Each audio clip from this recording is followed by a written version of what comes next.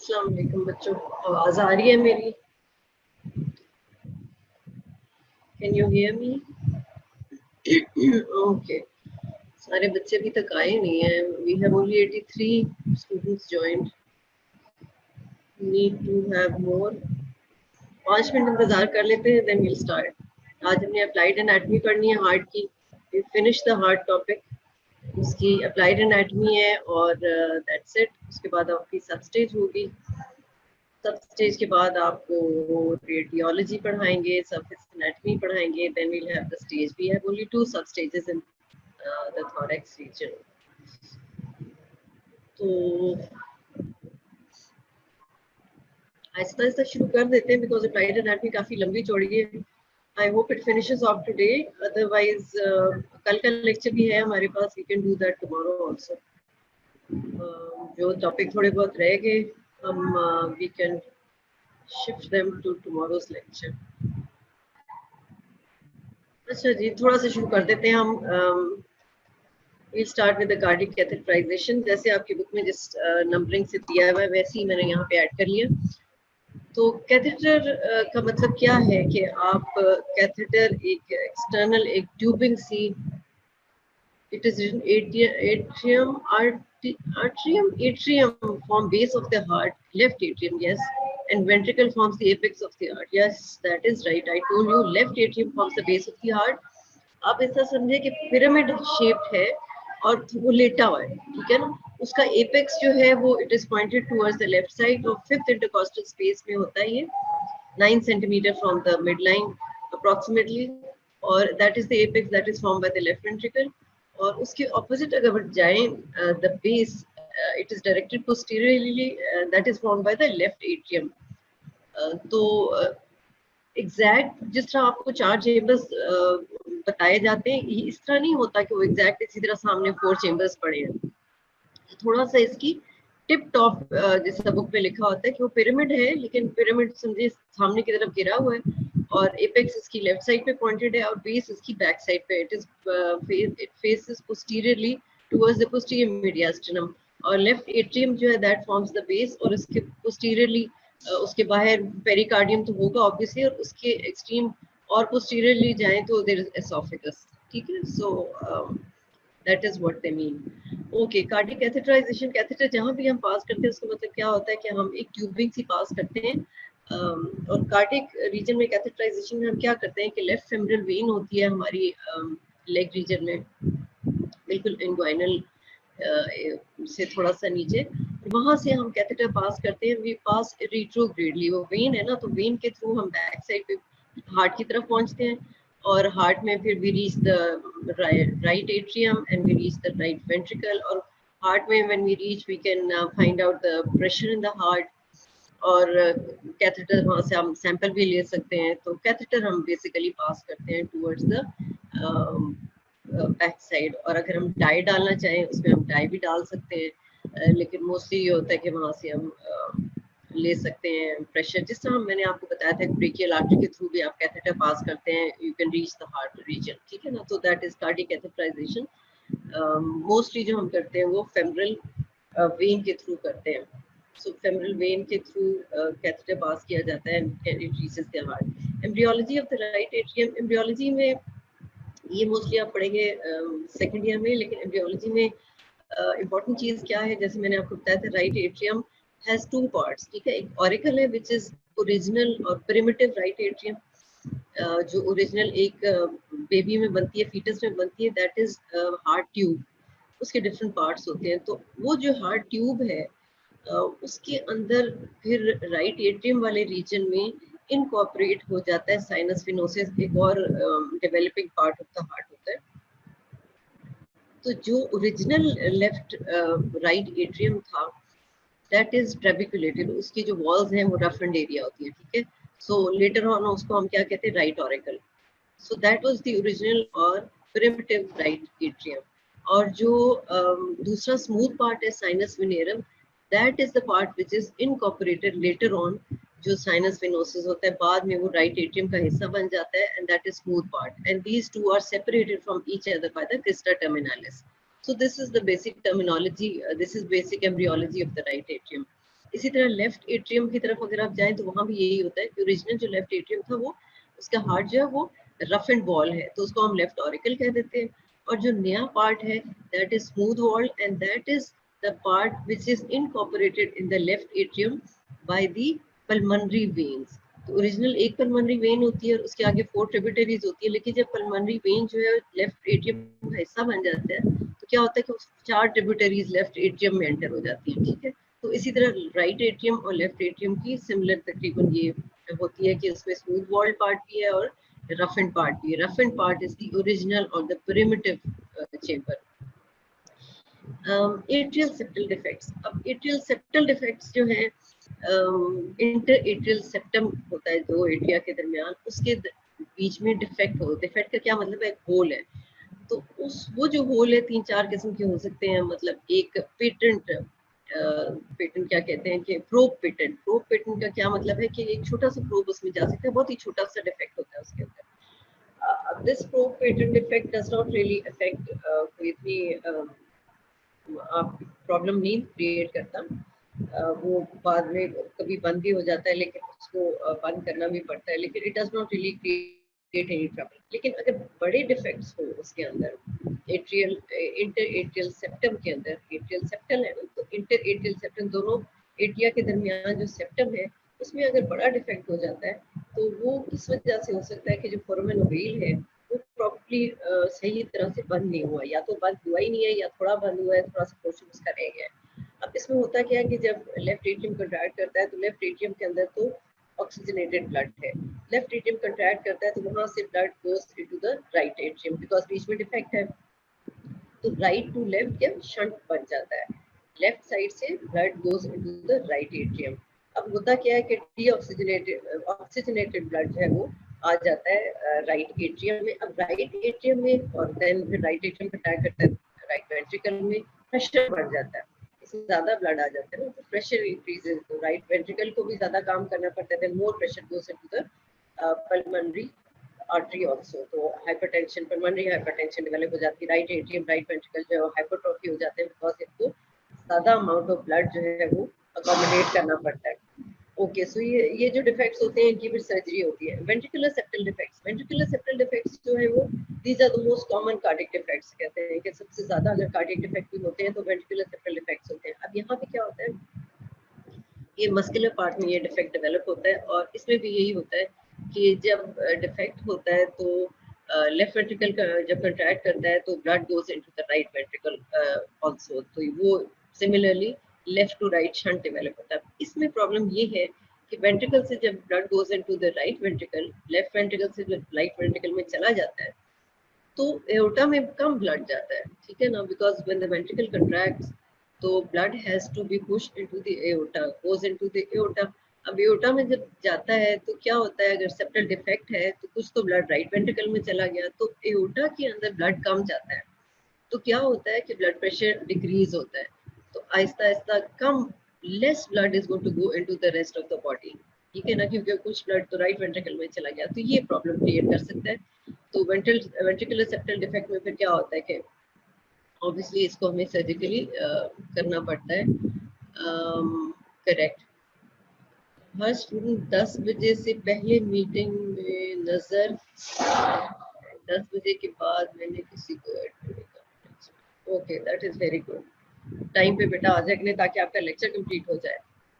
Okay, ventricular septal defect so most common defects है और इसमें भी यही होता है कि left to right ventricular shunts develop हो जाते हैं। जब ये शंट डेवलप हो जाते हैं तो क्या होता है कि एओर्टा में less blood goes into the aorta and less blood flows into the rest of the body parts, which is pulse जो है वो आपकी कम होती है, उसका प्रेशर कम होता है, और प्रेशर कम होता है तो फिर obviously different reasons of the body में ब्लड कम पहुंचेगा। Percussion of the heart, percussion में क्या होता है, मैं इधर देखूं, मैंने आपकी डायग्राम्स भी लगाए हुए हैं, स्लाइड शो करके हम थोड़े से देख लेते हैं कि हम डायग्राम कहाँ पे है।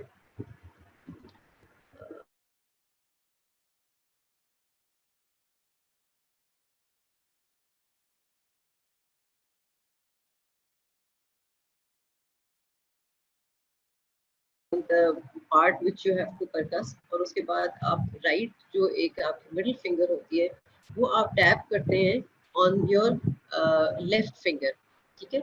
जब आप टैप करते हैं तो आपको एक साउंड प्रोड्यूस होती है वहाँ पे, साउंड सुनाई देती है, परकशन जो है वो आप, दिस इज कॉल्ड परकशन। तो ये या तो डल साउंड होगी या रेजोनेंट होगी। जहाँ पे एरी पार्ट होगा, जहाँ पे अगर आप लंग्स के एरिया पे हाथ रख रहे हैं, अपना लेफ्ट और राइट से परकस कर रहे हैं, तो जो एरी पार्ट होगा वहाँ पे क्या होगा कि वहाँ पे रेजोनेंट साउंड आएगी। जहाँ पे सॉलिड चीज होगी वहाँ अंदर बॉडी के अंदर, वहाँ पे डलनेस आ जाएगी। फ्लूइड भी होगा तो डलनेस आ जाएगी, ठीक है।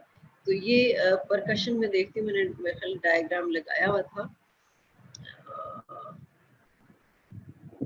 ओके, आप देखें बुक में बना हुआ है, it's a nice diagram.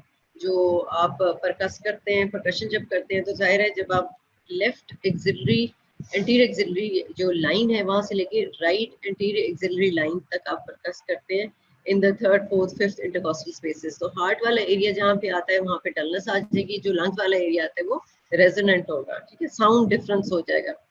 Stroke और सेरेब्रोवास्कुलर एक्सीडेंट में क्या होता है कि अगर हार्ट के अंदर कोई भी एम्बुलस डेवलप हो जाता है, you know what an embolus and you know what a thrombus is.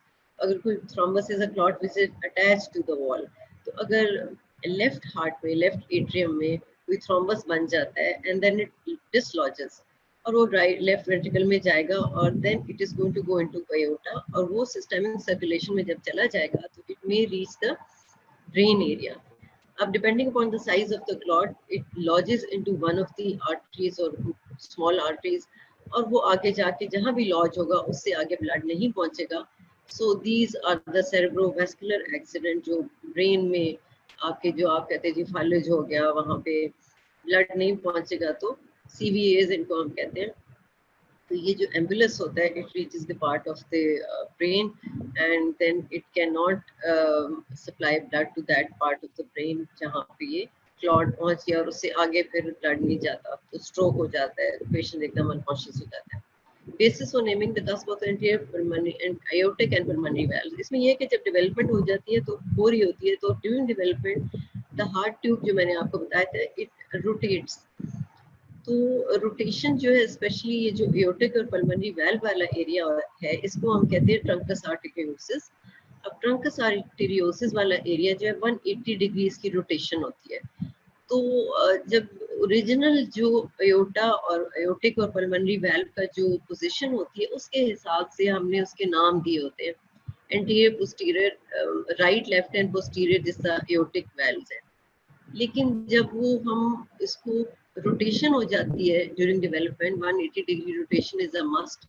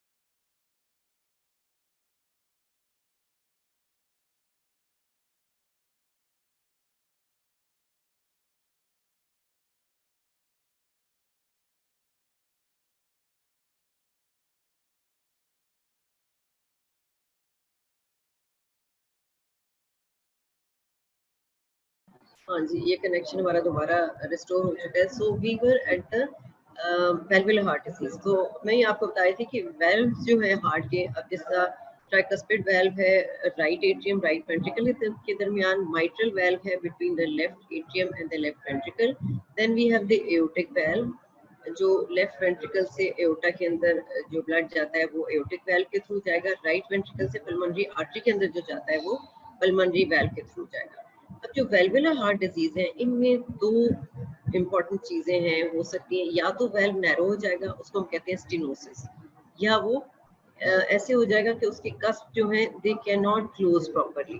जब when they can not close properly due to any disease, या तो congenitally they have not been form properly, या फिर उसके ऊपर कोई ऐसे नोड्यूल्स बन गए हैं कि वो कस्प बंद नहीं हो रहे प्रॉपर, तो उसको हम कहते हैं रीगजिटेशन या प्रोलैप्स हो जाता है, वाल्व का प्रोलैप्स हो जाता है। तो या स्टेनोसिस हो जाता है या रीगजिटेशन होती है।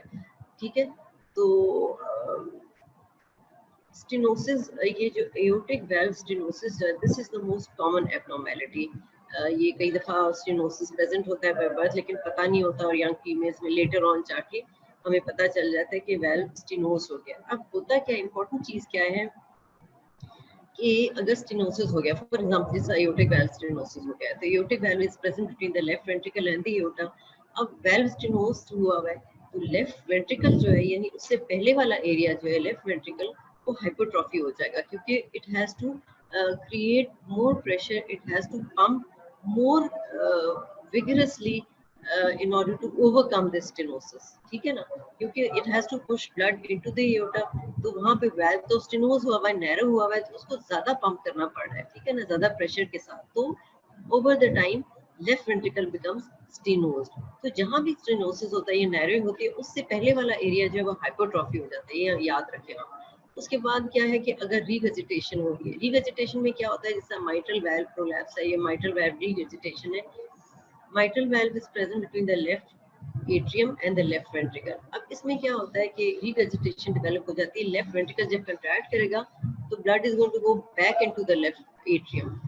लेफ्ट वेंट्रिकल ने कंट्रैक्ट करना है, it has to push blood into the aorta, लेकिन एओर्टा में तो जाएगा, लेकिन कुछ ब्लड जो है माइट्रल वाल्व रीगजिटेशन की वजह से वापस चला जाएगा इनटू लेफ्ट एट्रियम। ठीक है, तो रीगजिटेशन या प्रोलैप्स में क्या होता है कि ब्लड गोज बैक, इसकी बैकफ्लो होगा उसमें। और स्टेनोसिस में क्या होता है कि the area which is preceding that stenosis, that becomes hypertrophy because it has to pump more vigorously in order to overcome that stenosis। तो aortic valve stenosis most common है, mitral valve stenosis भी हो सकता है, regurgitation भी हो सकती है। अब इनमें क्या है प्रॉब्लम कि जब रीगजिटेशन होती है, तो जब या स्टेनोसिस हो रही या रीगजिटेशन होती है, तो ये मरमर प्रोड्यूस करते हैं, क्योंकि ये फ्लो ऑफ ब्लड जो है ये डिस्टर्ब हो जाता है। ठीक है ना, स्टेनोसिस हुआ तब भी फ्लो ऑफ ब्लड डिस्टर्ब हो गया, और रीगजिटेशन में तो ज्यादा टर्बुलेंस हो गई, कुछ ब्लड आगे जा रहा है, कुछ ब्लड पीछे जा रहा है वापस की तरफ, तो टर्बुलेंस होती है। This turbulence produces murmurs. तो ये हम जब ऑस्कल्टेशन करते हैं तो हमें मरमर सुनाई देते हैं। अब माइट्रल रीगजिटेशन या स्टेनोसिस डेवलप हो सकता है, एक बड़ी इंपॉर्टेंट डिजीज है, रूमेटिक हार्ट डिजीज, बच्चों में होती है, 5 to 15 इयर्स ऑफ एज के बीच में हो सकती है। और इसमें होता क्या है कि रीजनली एक सोर थ्रोट होता है, स्ट्रेप्टोकोकल इन्फेक्शन होती है, और लेटर ऑन ये जॉइंट्स में भी जो एंटीबॉडी और एंटीजन कॉम्प्लेक्सेस हैं वो जाके कहीं लॉज हो जाते हैं, जॉइंट्स में प्रॉब्लम करते हैं, और फिर हार्ट में भी हो जाती है। तो ये रोमेटिक हार्ट डिजीज से हम कहते हैं डेवलप हो सकती है between 5 to 15 years of age. इसमें क्या होता है, माइट्रल स्टेनोसिस या रीगजिटेशन हो सकती है। ये तो हो गई later on due to infection. कई जो है वो कंजेनिटली नॉर्मल होते हैं, जैसे एओर्टिक वाल्व स्टेनोसिस है, ये कंजेनिटली प्रेजेंट हो सकती है, या फिर क्या है कि पल्मोनरी वाल्व स्टेनोसिस हो सकता है, कहीं भी स्टेनोसिस भी हो सकता है और रीगजिटेशन भी हो सकती है। अब कुछ ऐसे डिफेक्ट्स हैं, जैसा पल्मोनरी स्टेनोसिस है, ये it is part of a complex. Complex क्या होता है कि ये आपका टेट्रोलॉजी ऑफ फेलेट होता है, कंजेनिटल डिजीज होती है हार्ट की, उसके अंदर तीन, टेट्रोलॉजी का मतलब है कि चार चीजें हैं ना, तो चार डिफेक्ट्स होते हैं, उनमें से एक क्या होता है कि पल्मोनरी वाल्व की स्टेनोसिस होती है, दूसरा राइट वेंट्रिकल की हाइपरट्रोफी होती है, वेंट्रिकुलर सेप्टल डिफेक्ट होता है। तो इसमें भी पल्मोनरी, तो इट कैन बी स्टेनोसिस और regurgitation can mostly stenosis can be part of the complex heart disease, aortic valve stenosis हो गई। अच्छा जी, उसके बाद आ जाता है echocardiography. Echo, what is echo? Echo में हमेशा ये होता है कि आप sound waves, you send the sound waves into the body, और फिर वापस जो साउंड वेव्स आती हैं उनको कैच करके we try to find out कि अंदर जो स्ट्रक्चर्स हैं बॉडी के अंदर, उनमें क्या, अल्ट्रासाउंड जो भी बॉडी में जहाँ भी होता है वहाँ पे यही होता है। तो एकोकार्डियोग्राफी मीन्स के हार्ट का सॉर्ट ऑफ अल्ट्रासाउंड होता है, अल्ट्रासोनिक कार्डियोग्राफी हो रही होती है। आप ultrasonic waves you send into the thoracic region, heart के रीजन में, और वापस जो आती हैं यू कैच दैट। अब इसमें क्या होता है कि आप, मेरे ख्याल है इसकी मैंने पिक्चर लगाई हुई है, अब आ रही है आवाज? आवाज आ रही है?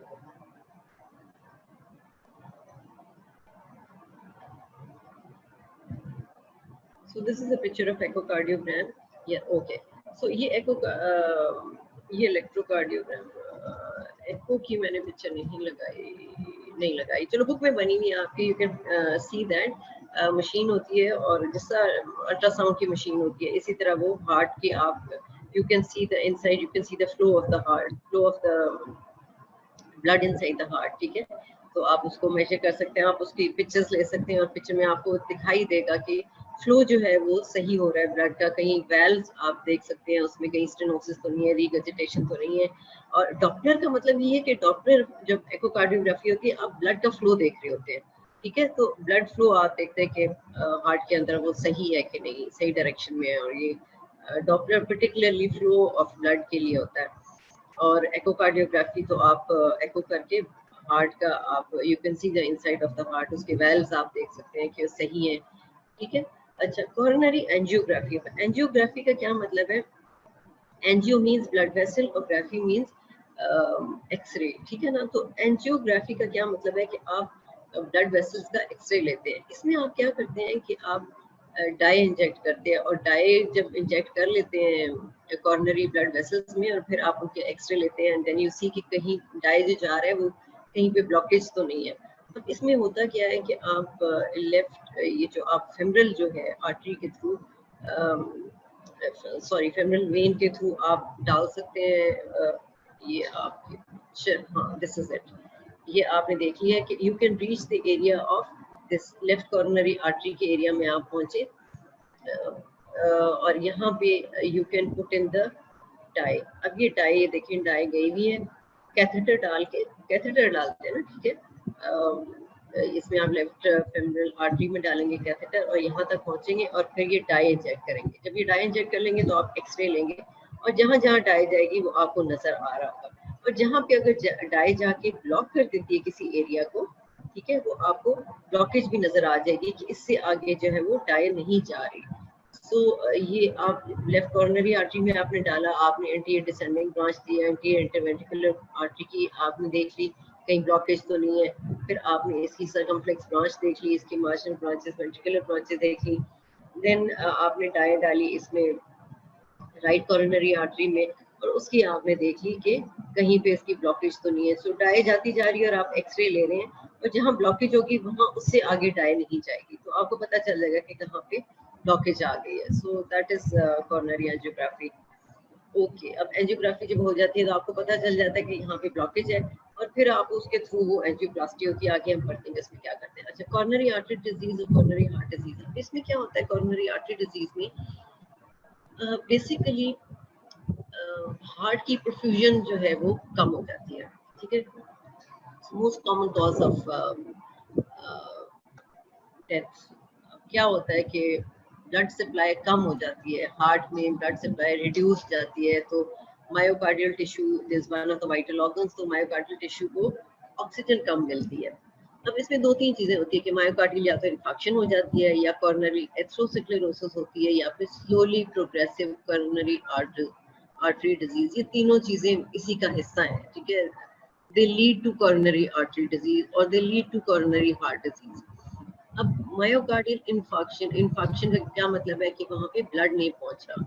अब ब्लड क्यों नहीं पहुंच रहा? या तो कोई क्लॉट वहां चला गया है, या फिर कोई आर्टरी जो ब्लॉक हो गई है किसी भी वजह से। तो इन्फेक्शन का मतलब है मायोकार्डियम जो है, मायोकार्डियल इन्फेक्शन, मायोकार्डियम जो है, जो मस्कुलर वॉल है हार्ट की, उसके अंदर ब्लड नहीं पहुंच रहा। जिस एरिया में ब्लड नहीं पहुंचेगा वो इन्फार्क्ट हो जाएगा। अब नेक्रोसिस और इन्फार्क्ट में क्या फर्क है? इन्फार्क्ट तो खाली ये है ना कि वहां पे ब्लड नहीं पहुंच रहा। नेक्रोसिस क्या है? जब पैथोलॉजिकल चेंजेस वहां डेवलप होना शुरू हो जाती है ना, तो that is pathological disease, necrosis हो जाता है। फिर आपको मेरे ख्याल है कई दफा हम पहले बात कर चुके हैं, तो नेक्रोसिस क्या होता है कि पैथोलॉजी डेवलप होना शुरू हो जाती है आफ्टर अ व्हाइल, तो पैथोलॉजिकल नेक्रोसिस हो जाता है। सो जब किसी एरिया में मायोकार्डियम में when blood does not reach an area, infarction होती है, पेन होती है, उसके बाद नेक्रोसिस हो जाता है, that is myocardial infarction. So insufficiency होती है, इस्कीमिया हो जाता है हार्ट का, उसमें ब्लड नहीं पहुंच पाता है. ऑब्वियसली इस्कीमिया किसी एक पार्ट में हो जाएगा तो blood will not the heart will not be able to function properly. That is myocardial infarction. और अगर बहुत बड़ा infarct होता है तो वो suddenly फिर cardiac arrest हो जाता है, that leads to death.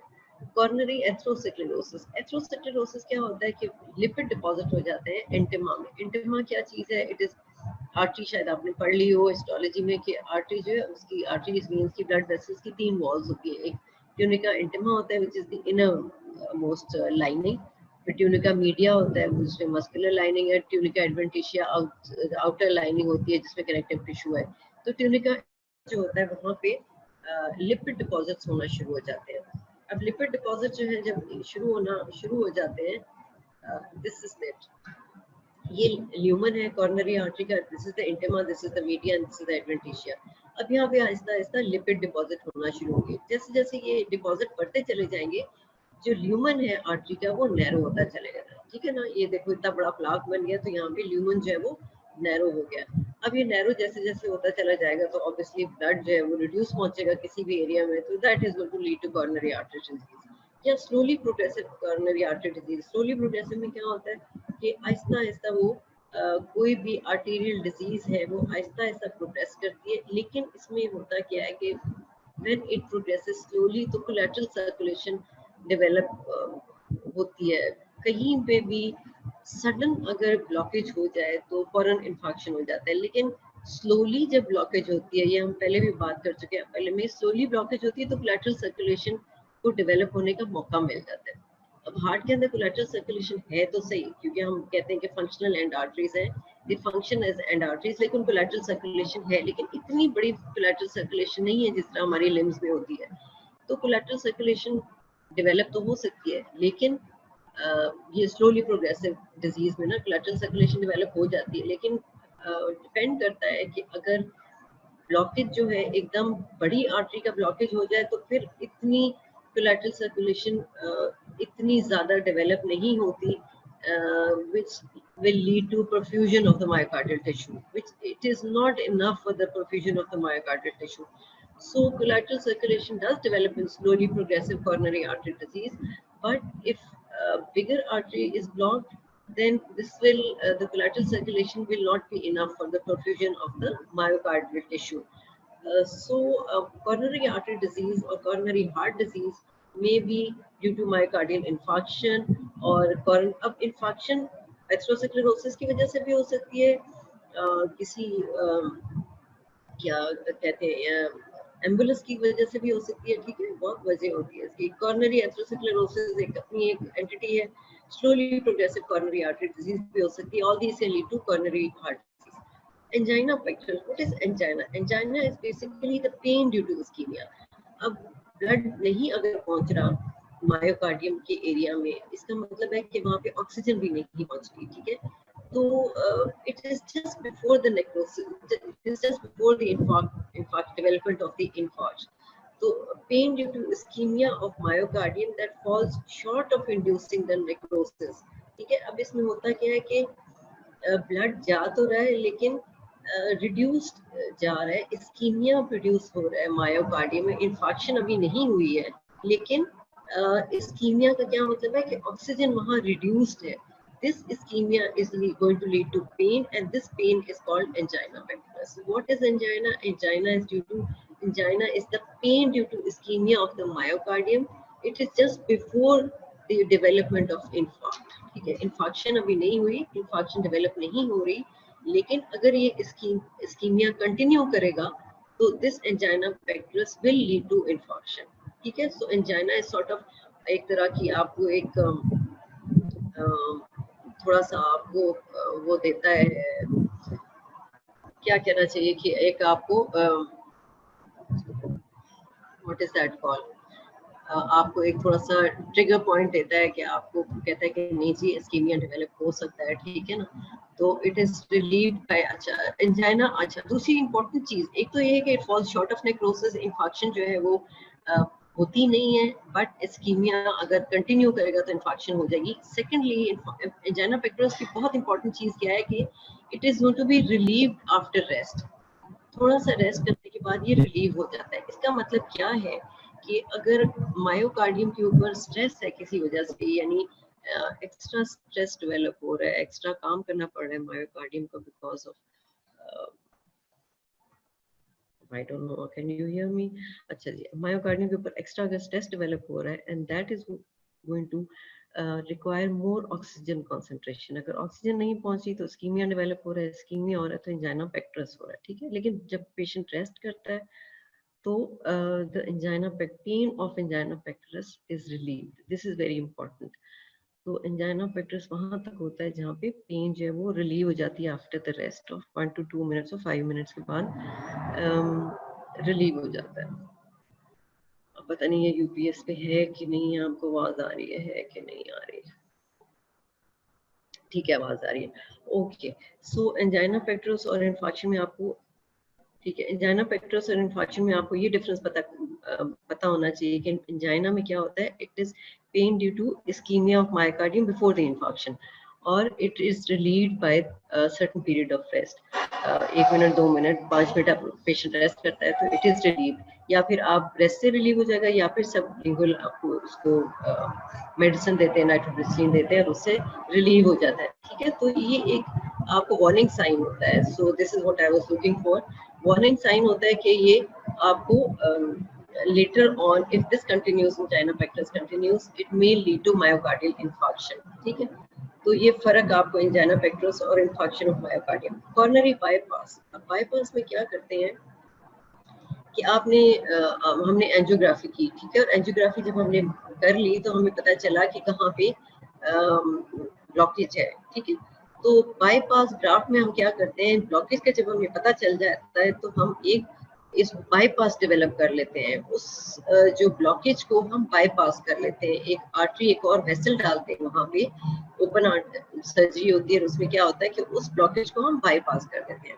अब क्या हम करते हैं कि हम वेन लेते हैं, यूजली जो इसके लिए होता है वो ग्रेट सेफनस वेन, एक लोअर लिम्ब में होती है ग्रेट सेफनस वेन, या रेडियल आर्टरी भी कई दफा ले सकते हैं। ये हम वेन लेते हैं लोअर लिम्ब से और फिर क्या करते हैं, इसको कनेक्ट, एक जो पार्ट है इसको असेंडिंग एओर्टा के साथ कनेक्ट करते हैं और दूसरा पार्ट जो है वो स्टेनोसिस से आगे हम इसको कनेक्ट कर देते हैं, coronary artery distal to the stenosis. यहाँ पे मेरे ख्याल में मैंने पिक्चर लगाई हुई है, मैं आपको दिखा देती हूँ।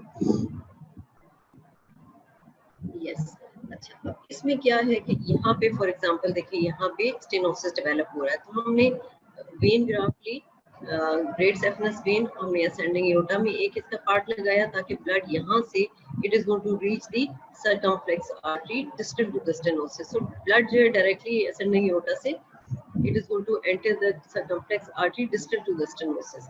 या अगर यहाँ पे है तो असेंडिंग एओर्टा के साथ एक स्टेनोटिक एरिया को हम बाईपास कर लेते हैं और यहाँ से लेके it can reach the anterior descending vessel, या राइट साइड पे है तो असेंडिंग एओर्टा को कनेक्ट करते हैं to the right coronary artery distal to the stenosis. तो ये स्टेनोसिस से फिर स्टेनोटिक वाला एरिया जो है वहाँ पे ब्लड उसको it is not going to be hindered by the stenosis. तो ये ब्लड जो है असेंडिंग एओर्टा से डायरेक्टली ये डिस्टल टू द स्टेनोसिस चला जाएगा। तो ये बाईपास जो है वो हम इसको हम कहते हैं कॉर्नरी बाईपास।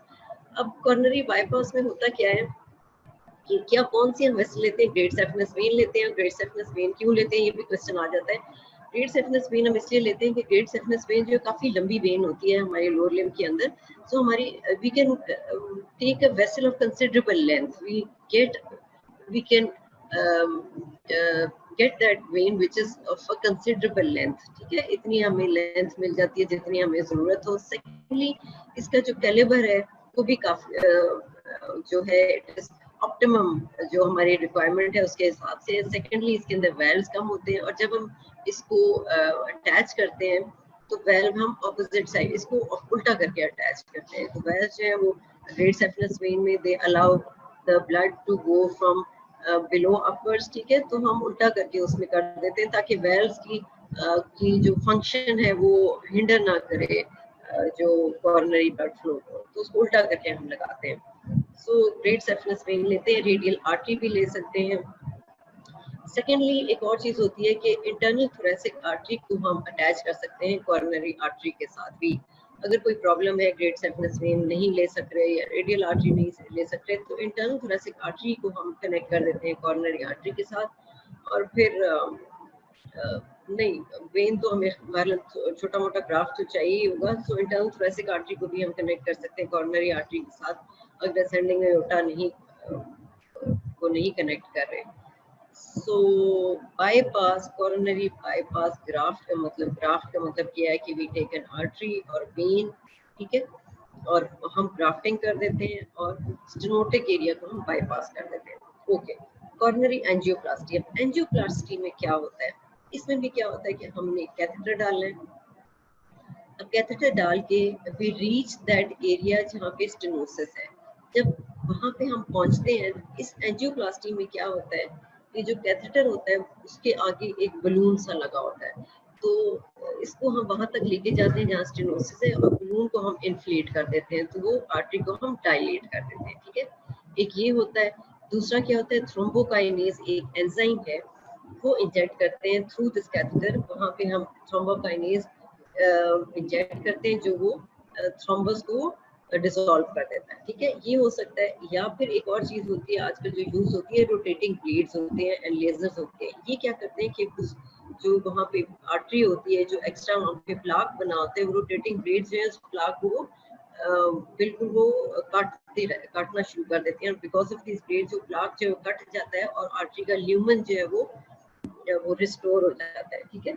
तो ये इंट्रावेस्कुलर फिर हम स्टेंट डाल देते हैं। ये जो हमने ल्यूमन रिस्टोर किया है उसके बाद उसको हम उस तरह नहीं छोड़ते, वहाँ पे कांस्टेंट हम स्टेंट भी डाल सकते हैं। वहाँ पे एक स्टेंट का क्या मतलब होता है, ये जो कॉमनली लोग कहते हैं स्टंट डालते, स्टंट नहीं है, it is these are stents.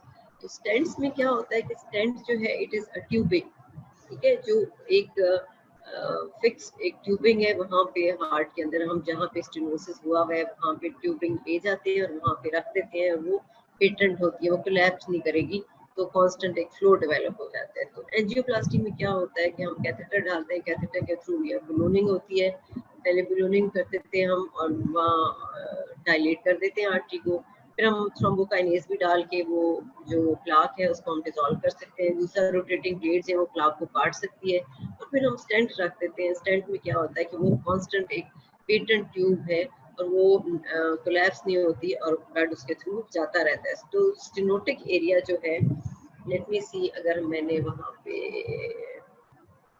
So this is it, यहाँ पे डिफ्लेटेड बलून है, ये जब स्टेनोटिक एरिया में जाएगा इसको हम इन्फ्लेट कर देंगे और ये डायलेट हो जाएगी और उसके बाद रीसर्कुलेशन डेवलप हो जाएगी। या फिर हम रोटेटिंग ब्लेड्स यहाँ यूज करते हैं, या फिर हम यहाँ पे एक स्टेंट डाल देते हैं। स्टेंट डालते हैं, वो एक और ट्यूबिंग होती है, जो ट्यूबिंग यहाँ पे पेटेंट रहेगी, ठीक है। सो ये 3-4 चीजें हम कर सकते हैं इस जगह पे। अच्छा जी, where were we? So angioplasty, अच्छा, collateral circulation via smallest cardiac vein, reversal of flow. अच्छा, इसमें ये भी हो सकता है कि कोलैटरल जो स्मॉल कार्डियक वेन्स हैं वो ऑपोजिट साइड पे जाती हैं, मतलब ये कि एक्चुअली तो वेन्स जो है वो these carry blood towards the heart, लेकिन कोलैटरल सर्कुलेशन में ये भी हो सकता है कि स्मॉल जो कार्डियक वेन्स हैं वो ब्लड में उनमें रिवर्सल फ्लो हो और वापस जाके छोटी वेन्स में वो चला जाए। ये इसकी कोई इम्पोर्टेंस नहीं है। स्मॉलेस्ट कार्डियक वेन वापस जो है वो ब्लड जो है स्मॉल वेन्स में चला जाता है और वहाँ पे कोलैटरल सर्कुलेशन डेवलप हो जाती है। So electrocardiography is more important. Electrocardiography में होता क्या है कि ये होती है ईसीजी, इलेक्ट्रोकार्डियोग्राफी। इसमें इलेक्ट्रिकल एक्टिविटी जो है हार्ट की वो हम मेजर करते हैं, या फिजियो में आप ज्यादा पढ़ेंगे कि उसमें क्या होता है कि ये मैं पिक्चर आपको दिखाऊं। सो दिस इज इलेक्ट्रोकार्डियोग्राफी। हम प्रोब्स लगाते हैं यहाँ पे जो है वो डिफरेंट लगा के, और फिर हम electrical activity of the heart जो है वो मेजर करते हैं, और इस तरह हम PR इंटरवल है, QRS कॉम्प्लेक्स है और QT इंटरवल है, और हार्ट की जो है वो देखते हैं कि इसका कंडक्शन जो है, इसके इम्पल्स जो है वो प्रॉपर्ली जा रहा है फ्रॉम साइनोएट्रियल टू एट्रियोवेंट्रिकुलर और फिर ये बंडल्स में जा रहा है। तो ये जो है इलेक्ट्रिकल एक्टिविटी ये हम मेजर कर सकते हैं। अब आवाज सही आ रही है? अब आवाज ठीक हुई है कि नहीं ठीक हुई? ठीक है, ओके। अच्छा जी, तो इलेक्ट्रिकल एक्टिविटी हम ईसीजी करते हैं। अगर कोई प्रॉब्लम हो तो इलेक्ट्रिकल एक्सरसाइज टॉलरेंस टेस्ट होता है जो हम ट्रेडमिल के ऊपर करते हैं। उसपे हम क्या होता है, ट्रेडमिल के ऊपर क्या होता है, पेशेंट एक्सरसाइज करता है ना, तो जब एक्सरसाइज करता है तो उसके बाद हम दोबारा से ईसीजी लेते हैं एंड देन वी सी के इलेक्ट्रिकल एक्टिविटी को कोई डिफरेंस तो नहीं आया। यानी नॉर्मली तो चलो एक बेड एक नॉर्मल रेस्टिंग स्टेट में ईसीजी ठीक है, लेकिन जब एक्सरसाइज करता है पेशेंट, एक्सरसाइज क्या होती है, थोड़ा सा नॉर्मल उसमें आप स्टेयर्स चढ़े हैं तो पेशेंट अगर के आता है और ये कंप्लेंट लेके आता है कि जी मैं सीढ़ियाँ चढ़ता हूँ तो मुझे सांस चढ़ जाती है, या थोड़ा सा चलता हूँ तो मुझे सांस चढ़ जाती है, तो फिर हम एक्सरसाइज टॉलरेंस टेस्ट अगर लेते हैं उसके बाद हम देते हैं कि ईसीजी में कोई फर्क पड़ा है, ठीक है, तो this is treadmill stress test. तो फिर दोबारा से ईसीजी लेके हम डिफरेंस दोनों का ले लेते हैं। Coronary occlusion and conducting system of the heart. अब कंडक्टिंग सिस्टम हमने देखा था कि क्या होता है कि उसमें एसए नोड होता है, एवी नोड होता है, और कंडक्टिंग ये है हमारा एसए नोड, एवी नोड, और उसके बाद कंडक्टिंग सिस्टम। कंडक्टिंग सिस्टम में कहीं भी ब्लॉकेज, अब ब्लॉकेज कंडक्टिंग में क्यों आएगा कि अगर उसको ऑक्सीजन नहीं मिल रही। अब साइनोएट्रियल नोड को right coronary artery mostly supply करती है 60% में या 80% में, 60% में। एवी नोड को भी मोस्टली राइट कोरोनरी आर्टरी या पोस्टीरियर इंटरवेंट्रिकुलर आर्टरी सप्लाई करती है। उसके बाद जो आपकी right and left bundle branches हैं, इसको एंटीरियर ये जो सेप्टम के रीजन में जब आती है तो इंटरवेंट्रिकुलर सेप्टम को, एंटीरियर 2/3 को एंटीरियर डिसेंडिंग आर्टरी सप्लाई करती है, पोस्टीरियर 1/3 को पोस्टीरियर डिसेंडिंग सप्लाई करती है। सो अगर इन ये आर्टरीज में ब्लॉकेज हो तो इन कंडक्टिंग एरियाज को ब्लड नहीं पहुंचेगा, they will not be able to function properly, ठीक है। तो फिर बंडल ब्रांच, जैसे राइट बंडल ब्रांच ब्लॉक हो जाएगी अगर यहाँ पे ब्लड नहीं आएगा, लेफ्ट बंडल ब्रांच ब्लॉक हो जाएगा यहाँ पे ब्लड नहीं आएगा, तो कंडक्शन जो है वो इलेक्ट्रिकल इम्पल्स की कंडक्शन जो है वो डिस्टर्ब हो जाएगी। तो जब कंडक्शन डिस्टर्ब हो जाएगी तो ऑब्वियसली हार्ट का फंक्शन ठीक नहीं होगा। आर्टिफिशियल कार्डिक पेसमेकर, इस पेसमेकर क्या है कि जिसका साइनोएट्रियल नोड है, that is the pacemaker of the heart, जो इनिशिएट करता है इन कार्डिक इम्पल्स। अगर ऐसे नोड में कोई प्रॉब्लम है, ठीक है ना, वहाँ पे हार्ट ब्लड सप्लाई नहीं पहुंच रही या ऐसे नोड डिफेक्टिव है, तो हम आर्टिफिशियल पेसमेकर इंट्रोड्यूस करते हैं, चेस्ट के अंदर रख देते हैं, उसके अंदर इलेक्ट्रोड्स होते हैं और इलेक्ट्रोड्स हम हार्ट के अंदर इंट्रोड्यूस करते हैं, राइट वेंट्रिकल तक पहुंच जाते हैं। सो ये जो है समझे एक बैटरी होती है और उसके इलेक्ट्रोड्स होते हैं, तो ऐसे नोड काम नहीं कर रहा तो वो बैटरी के थ्रू वो हार्ट तक इम्पल्स पहुंचेगा और इलेक्ट्रिकल जो इम्पल्स है वो पहुंचेगा, और बैटरी जो है वो इलेक्ट्रोड्स के थ्रू वो हार्ट तक पहुंचाएगी और फिर वहां से that is going to act as the pacemaker और हार्ट जो है वो काम करेगा। रीस्टार्टिंग ऑफ द हार्ट और सीपीआर, सीपीआर तब हम करते हैं जब हार्ट जो है वो सडनली वो बंद हो जाता है, ठीक है, it is not beating at all. CPR फिर हम क्या करते हैं, क्लोज सीपीआर भी होता है, ओपन सीपीआर भी होता है। क्लोज सीपीआर में क्या होता है कि आप प्रेशर इंट्रोड्यूस करते हैं इनटू द स्टर्नल एरिया और हार्ट के अंदर जितना ब्लड है वो, इसका मतलब है आप उसको पुश करें, पंप करें through left and right ventricle outside. जब वापस चला जाएगा फिर अब आप छोड़ते हैं तो हार्ट जो है वो वापस रिस्टोर होता है अपनी पोजीशन में, तो वीनस रिटर्न उसके अंदर आती है। फिर आप उसको प्रेशर डालते हैं तो वहां से वो ब्लड निकल जाएगा, फिर आप छोड़ेंगे तो वीनस रिटर्न ब्लड के अंदर वापस आ जाएगी। तो ये सीपीआर जब आप करते हैं बार बार साथ ऑक्सीजन उसको देते हैं तो हार्ट जो है वो कई दफा रिस्टोर हो जाता है। तो क्लोज सीपीआर में यही है कि आपने बाहर से स्टर्नम से प्रेशर अप्लाई किया। लेकिन ओपन सीपीआर में ये होता है कि अगर पेशेंट ड्यूरिंग सर्जरी अगर कार्डिक अरेस्ट में चला जाता है तो फिर हार्ट अगर सामने है तो आप ओपन वहां से हार्ट को पकड़ के ही, जो सर्जन हैं, कार्डिक सर्जन है, वो हार्ट को जो है वो पंप कर सकते हैं, दैट इज ओपन सीपीआर। अच्छा, fibrillation of the heart, fibrillation क्या होता है कि फिब्रिलेशन जो है वो मल्टीपल रैपिड कंट्रैक्शंस ये मोस्टली डेवलप होती है वेंट्रिकल्स में, जो ज्यादा सीरियस होती है। एट्रियल में भी हो सकती है, वेंट्रिकल में भी हो सकती है। अब होता क्या है एट्रियल फिब्रिलेशन, जैसा फिब्रिलेशन का मतलब है कि मल्टीपल रैपिड कंट्रैक्शंस है, एट्रियल अगर फिब्रिलेशन है, ठीक है। अब ये जो है ट्विचिंग है मसल फाइबर की, रैपिड है, ये इस तरह की है कि ये एक कंटिन्यूस सॉर्ट ऑफ नहीं है, ये हार्ट जो है वो twitching of the muscle of the heart है जो डेवलप करना शुरू हो जाती है due to any pathology, congenital भी हो सकती है एट्रियल वाली, और पैथोलॉजी भी हो सकती है। क्या ऐसे ही होता है कि हो सकता है कोई एक्स्ट्रा पेसमेकर हार्ट के अंदर कोई ऐसा टिश्यू है which has started to act like a pacemaker, वो अपनी जो इम्पल्स दे रहा है, तो हार्ट की मल्टीपल रैपिड कंट्रैक्शन शुरू हो जाती है या ट्विचिंग शुरू हो जाती है मसल फाइबर की। अब इसमें क्या होता है कि एट्रियम जो है, दोनों एट्रिया जो है वो तो कंट्रैक्ट करे जा रहे हैं। अब वेंट्रिकल जो है उसको समझ नहीं आती कि इसने कौन सी एट्रियल कंट्रैक्शन को फॉलो करना है, ठीक है ना, तो वो फिर किसी एक को फॉलो करता जाता है। तो एट्रियम जो है वो कंटिन्यूस कंट्रैक्शन करे जा रहा है, रैपिड कंट्रैक्शन करे जा रहा है, और वेंट्रिकल जो है किसी एक उसी कंट्रैक्शन को फिर वो फॉलो कर देता है। तो इन दोनों में डिसकंटिन्यूटी सी आ जाती है। एट्रिया जो है अलग अपने कंट्रैक्ट करे जा रहे हैं, वेंट्रिकल जो है किसी एक को फॉलो करके अपनी कंट्रैक्शन कर रहा है। तो ये थोड़ी सी डिसकंटिन्यूएशन इनमें मतलब कोऑर्डिनेशन नहीं रहती, ठीक है ना, एट्रिया और वेंट्रिकल कंट्रैक्शन में कोऑर्डिनेशन खत्म हो जाती है। अब एट्रियल फिब्रिलेशन तो ये हुआ ना कि एट्रिया के आगे वेंट्रिकल आ गया और वेंट्रिकल ने आगे ब्लड पुश करना है इनटू द सिस्टमिक सर्कुलेशन। तो एक तो ये चीज होगी, लेकिन जब वेंट्रिकल फिब्रिलेट करते हैं वो बहुत सीरियस हो जाता है, क्योंकि वेंट्रिकुलर फिब्रिलेशन, वेंट्रिकल्स ने आगे पंप ब्लड करना into the systemic circulation and pulmonary circulation. तो दोनों ही इंपॉर्टेंट है। पल्मोनरी सर्कुलेशन में जाके ऑक्सीजन एक्वायर करनी है, वेंट्रिकुलर जो लेफ्ट वेंट्रिकल है उसमें सिस्टमिक सर्कुलेशन में इसने it has to provide blood to the all the parts of the body. तो वेंट्रिकल्स जब इस तरह रैपिड कंट्रैक्शन मल्टीपल ट्विचिंग करेंगे तो हार्ट जो है उसका जो सिस्टोलिक प्रेशर जो है वो सही डेवलप नहीं होगा, जो volume of blood which goes into the aorta will be very less, ठीक है। जब ये थोड़ा हो जाता है वॉल्यूम ऑफ ब्लड, तो क्या होता है कि जो परफ्यूजन होती है वो it does not reach the tissues properly, तो टिश्यूज की प्रॉपर परफ्यूजन नहीं हो पाती, ठीक है ना। तो ये प्रॉब्लम होती है। डिफिब्रिलेशन ऑफ द हार्ट, तो इसमें हम क्या करते हैं, डिफिब्रिलेटर एक लगाते हैं और हमारे पास दो एक प्रॉपर इंस्ट्रूमेंट होता है जिससे हम हार्ट को शॉक देते हैं, इलेक्ट्रिक शॉक देते हैं, उसको डिफिब्रिलेट करते हैं। जब डिफिब्रिलेट करते हैं तो फिर इसको कोशिश ये करते हैं कि हम फिर उसको अपनी ओरिजिनल उसकी कंडक्शन पे लेके आए।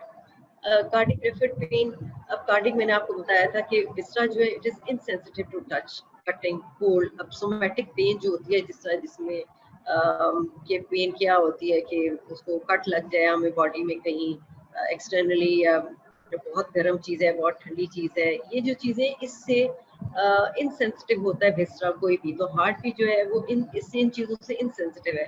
इसकी सेंसिटिविटी किस चीज़ से होती है, इस्कीमिया से। ब्लड नहीं पहुंच रहा तो वहाँ पेन होगी, या मेटाबॉलिक प्रोडक्ट्स एक्यूमुलेट हो गए। मेटाबॉलिक प्रोडक्ट्स क्या होते हैं, लैक्टिक एसिड जिससे एक्स्ट्रा डेवलप हो गया है और वो ड्रेन नहीं हो रहा वहाँ से, तो it is going to lead to pain. तो जो पेन है, cardiac pain is due to ischemia और accumulation of metabolic products. अच्छा, this is going to stimulate pain and is in the myocardium, इन चीजों से पेन होती है। सो एंजाइना की पेन जो है it is refer to substernal area या लेफ्ट पेक्टोरल रीजन में। T1 से लेकर T5 तक इसकी जो इनोवेशन होती है, सिंपैथेटिक इनोवेशन, और सिंपैथेटिक फाइबर्स के थ्रू ही, इसी पाथवे के थ्रू विस्टल जो इफरेंट फाइबर्स हैं they go backwards and reach the spinal cord में, जैसे मैंने आपको बताया था। उसी हिसाब से फिर इसकी पेन होगी। T1 का जो डर्मेटोम है, जहाँ पे T2, 3, 4, जहाँ जहाँ ये डर्मेटोम्स है वहाँ पे इसकी रेफर्ड पेन होगी। तो सबस्टर्नल लेफ्ट पेक्टोरल रीजन में ज्यादा होती है, लेफ्ट शोल्डर में हो जाएगी, और नेक में होती है, जॉ तक भी जा सकती है, ठीक है।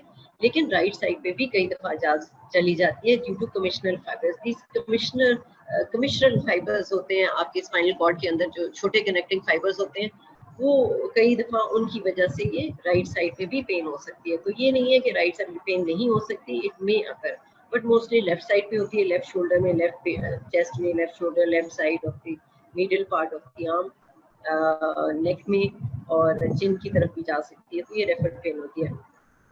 तो मोशियो कॉर्डस क्या है, lethal disruption of heart rhythm that occurs as a result of blow to the area। इसमें क्या होता है कि प्लेयर्स होते हैं, उनको severe blow अगर चेस्ट पे लगा है तो थोड़ी देर के लिए क्या होता है कि हार्ट बीट जो है वो रुक जाती है, ठीक है, वहाँ पे ग्लो लगता है और at a critical time heart beat जो है वहाँ पे रुक जाती है। तो इट क्या इसे कहते हैं, ROT फिनोमेना कहते हैं, सॉर्ट ऑफ वेंट्रिकुलर फिब्रिलेशन, वहाँ हार्ट रिदम डिस्टर्ब हो जाती है। तो क्या होता है कि ग्लो अगर लगे चेस्ट के ऊपर, सडन ग्लो किसी भी वजह से, तो हार्ट की जो रिदम है, इम्पल्स कंडक्शन जो है डिस्टर्ब हो जाती है, वेंट्रिकुलर फिब्रिलेशन डेवलप हो सकता है और it may lead to death, और this is called colossal cords. अच्छा, ऑस्कल्टेशन ऑफ हार्ट वाल्व्स कहाँ कहाँ करते हैं, तो ट्राइकस्पिड वाल्व का अगर आपने सुनना है तो right half of the lower end of body of sternum आप सुनेंगे। बॉडी ऑफ स्टर्नम जहाँ पे होती है उसके राइट साइड पे लोअर एंड पे आप सुनेंगे। माइट्रल वाल्व जो है इसकी intercostal space, fifth left intercostal space 9 centimetre from the mid line, जो आपका एपेक्स का एरिया है, वहाँ पे माइट्रल वाल्व की सबसे अच्छी ऑस्कल्टेशन हो सकती है, ठीक है। उसके बाद पल्मोनरी वाल्व अगर आपने सुनना है तो over the medial end of second left intercostal space, second left intercostal space pulmonary valve के लिए। एयोटिक वाल्व आपने देख सुनना है तो सेकंड राइट इंटरकॉस्टल स्पेस। तो लेफ्ट साइड पे आप माइट्रल वाल्व सुन सकते हैं, ठीक है, लेफ्ट इंटरकॉस्टल स्पेस, और लेफ्ट साइड पे पल्मोनरी वाल्व सुन सकते हैं इन the left second intercostal space, ठीक है। और अगर आपने ट्राइकस्पिड सुनना है या एओटिक सुनना है तो वो राइट साइड पे होगा। Tricuspid right side of lower end of sternum, और एओटा जो है सेकंड राइट इंटरकॉस्टल स्पेस में क्लोज टू स्टर्नम, यहाँ पे आप सुन सकते हैं auscultation of the heart valve. So ये तो दीज आर द एरियाज जहाँ पे वाल्व जो कोरोनरी जो सबसे ज्यादा मायोकार्डियल इंफार्क्शन में ब्लॉकेज होता है। सबसे पहले जो मोस्ट इम्पॉर्टेंट है लेफ्ट एंटीरियर डिसेंडिंग या एंटीरियर इंटरवेंट्रिकुलर आर्टरी में सब मोस्ट कॉमन 40 to 50% यहाँ पे ब्लॉकेज होती है, ठीक है, मायोकार्डियल इंफार्क्शन में। सेकंड राइट कॉर्नरी आर्टरी में होती है तकरीबन 30 to 40%, ठीक है। और उसके बाद थर्ड जो है सर्कमफ्लेक्स ब्रांच जो है लेफ्ट कॉर्नरी आर्टरी की सर्कमफ्लेक्स ब्रांच में होती है, 15 to 20% यहाँ पे होती है।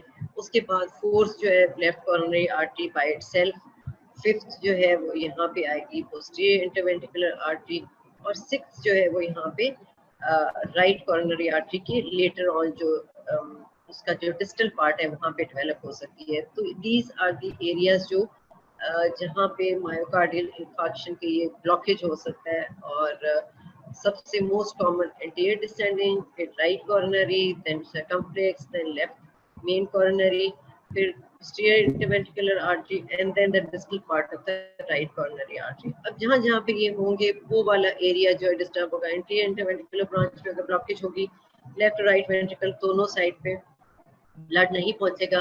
राइट एंड लेफ्ट बंडल जो ब्रांचेस हैं, कंडक्टिंग जो ब्रांचेस हैं इम्पल्स की, उनको भी ब्लड नहीं पहुंचेगा, तो ये प्रॉब्लम क्रिएट करेंगे। ये तो डायग्राम आपको मैंने बताया था क्या, ये ग्राफ का डायग्राम है, ये एंजियोप्लास्टी का डायग्राम है, ये इलेक्ट्रोकार्डियोग्राफी हो रही है, और this is the pain which is usually ये यहाँ पे पेन होती है मीडियल साइड पे टिपिकली। अगर लेफ्ट साइड पे हो, शोल्डर पे हो, तो ये कॉर्नरी की पेन है। और उसके बाद it may reach into the epigastric. बहुत सारे पेशेंट्स हैं जो एपिगैस्ट्रिक पेन के साथ आते हैं, और यहाँ पे टिपिकली T7 का एरिया है, तो इसका मतलब है कि हार्ट के अंदर T7 तक भी से भी फाइबर्स आ सकते हैं। तो यहाँ पे एपिगैस्ट्रिक वाला एरिया, यहाँ पे पेन होती है, and this is due to cardiac. तो एपिगैस्ट्रिक में पेन हो तो जरूरी नहीं है कि स्टमक की वजह से हो रही है, it may be due to heart disease. और फिर ये पोस्टीरियरली भी जा सकती है, ये मिडिल रीजन जो है पोस्टीरियर में, यहाँ पे भी हो सकती है। और राइट साइड पे भी आपको ये दिखाया है कि राइट साइड पे भी हो सकता है। राइट साइड पे क्यों, फाइबर्स स्पाइनल कॉर्ड के अंदर छोटे छोटे इंटरकनेक्टिंग फाइबर्स होते हैं, तो वो कनेक्ट कर देते हैं लेफ्ट साइड के फाइबर्स को राइट के साथ, तो ये राइट शोल्डर पे भी पेन हो सकती है, ठीक है। So this was about the applied anatomy. तो अप्लाइड एनाटॉमी हार्ट की बहुत इंपॉर्टेंट है। ऑब्वियसली हार्ट इतना इंपॉर्टेंट टिश्यू है, मायोकार्डियम और हार्ट इतना इंपॉर्टेंट एरिया है, वाइटल ऑर्गन है कि यहाँ पे प्रॉब्लम हो सकती है। तो आपको देखना है कि इसमें क्या क्या प्रॉब्लम हो सकती है, और आप को जो अप्लाइड एनाटॉमी के क्वेश्चंस आते हैं वो ज़ाहिर है इन्हीं में से आते हैं। तो इनमें कोई प्रॉब्लम अगर है तो मुझे बता दें।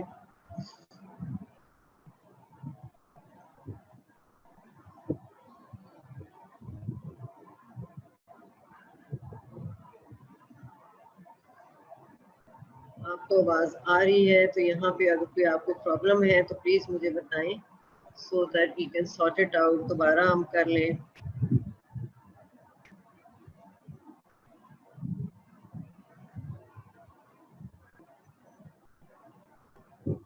कोई अपना फीडबैक दें, आप कौन कौन सुन रहे हैं? We have 134 participants. I hope all of you are active and listening.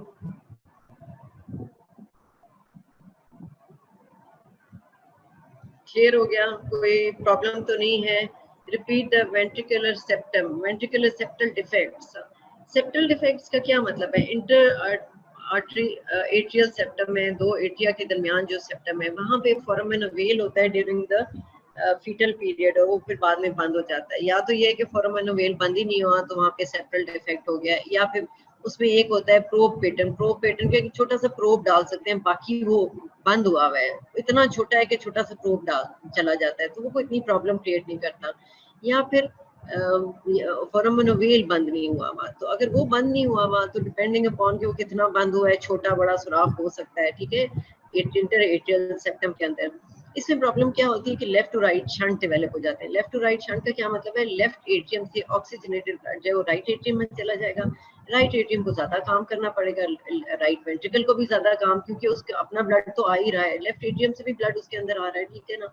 जब ये ज्यादा काम करना पड़ता है तो लेफ्ट एट्रियम, लेफ्ट वेंट्रिकल जो है वो हाइपरट्रॉफी हो जाता है, ठीक है।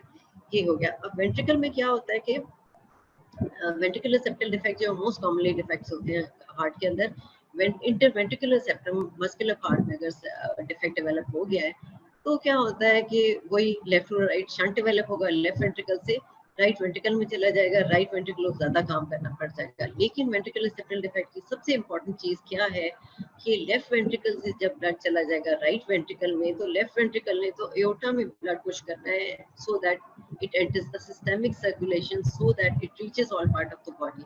लेकिन लेफ्ट वेंट्रिकल जब पंप करेगा और ब्लड कुछ जो है वो राइट वेंट्रिकल में भी जा रहा है, तो फिर एओर्टा में थोड़ा ब्लड जाएगा ना, थोड़ा ब्लड रह जाएगा जो एओर्टा में जाएगा। अब एओर्टा में जब ब्लड थोड़ा जाएगा तो पल्स जो है वो कम होती चली जाएगी, इतनी हम पल्स जो है आपको फील होगी वो बहुत ही हल्की होगी, डिमिनिश पल्स होगी। और the regions of the body which are supposed to receive a lot of blood, वो उसको blood नहीं पहुंचेगा, ऑक्सीजन नहीं पहुंचेगी, तो ये ज्यादा वेंट्रिकुलर सेप्टल डिफेक्ट जो है वो ज्यादा प्रॉब्लम क्रिएट कर सकते हैं, because blood enough blood does not go out from the left ventricle into the aorta because some of it goes into the right ventricle, ठीक है, अगर septal defect है तो। ऑस्कल्टेशन के बाद रिपीट कर दें। ऑस्कल्टेशन क्या है? ऑस्कल्टेशन का मतलब क्या है कि आपने स्टेट लगाना है और आपने वेल्व्स को सुनना है, ठीक है। वेल्व्स को सुनना है कि कोई इसमें ये एक डायग्राम लगा हुआ है कि वेल्व्स को सुनना है कि उसके अंदर कोई स्टेनोसिस तो नहीं है, कोई मर्मर तो नहीं है, रिवेजिटेशन तो नहीं है, ठीक है ना। तो ये लेफ्ट फिफ्थ इंटरकॉस्टल स्पेस है, यहाँ पे ये होता है आपका एपेक्स पीट पे यहाँ पे होती है, यहाँ पे आप माइट्रल स्टेनोसिस सुन सकते हैं। और सेकंड इंटरकॉस्टल स्पेस में पल्मोनरी आप वो सुन सकते हैं। ये फर्स्ट है ना, ये सेकंड है, स्टर्नल एंगल है, ये सेकंड रिब है, और उसके नीचे जो सेकंड इंटरकॉस्टल स्पेस है यहाँ पे आप पल्मोनरी वेल्व की आवाज सुन सकते हैं, ठीक है, ऑस्कल्टेट कर सकते हैं उसको। राइट साइड पे सेकंड इंटरकॉस्टल स्पेस में ही एओर्टिक वेल्व को सुन सकते हैं। और अगर आपने ट्राइकस्पिड सुनना है तो राइट साइड पे आप सुन सकते हैं lower part of the body of sternum on the right side, आप ट्राइकस्पिड को सुन सकते हैं। इन वेल्व्स को ऑस्कल्टेट करने का मतलब ये है कि आप इनको इनकी आवाज सुने, हार्ट साउंड सुने, और देखें कोई इस वेल्व के अंदर कोई स्टेनोसिस तो नहीं है, उसका मरमर आ जाता है, रिगजिटेशन का मरमर आ जाता है, ठीक है। तो आप सुनते हैं ताकि just to be sure that the heart sounds are normal. तो अगर मरमर आ रहा है तो फिर आप सस्पेक्ट कर सकते हैं कि क्या स्टेनोसिस है या रिगजिटेशन है, या जो भी है। फिर आप क्या करते हैं, एको करवाते हैं, एको कार्डियोग्राफी करते हैं। एकोकार्डियोग्राफी में क्या होता है कि अल्ट्रासोनिक साउंड्स जाती हैं, अल्ट्रासोनिक साउंड्स के थ्रू आप देख सकते हैं कि वेल्व जो है वो नॉर्मल है कि नहीं। वो पिक्चर आ जाती है और पिक्चर आप ले भी सकते हैं, उसकी पिक्चर की आप कॉपी भी ले सकते हैं एको से। सो 11 o'clock हो गए हैं, मेरा ख्याल है ये काफी है। मैम कल हमारा लेक्चर है वीर सी। हाँ जी, मैम टाइम टाइम हो गया, खत्म हो हम गया। देखेंगे कल। जी जी बस ठीक है, मैं खुदा हाफिज कर रही हूँ। कोई अगर आपको रिपीट करनी है कल हमारा तो जस्ट सी के कोई आपको अगर रिपीट करनी है तो मुझे बता दें। ओके, खुदा हाफिज सुनाओ।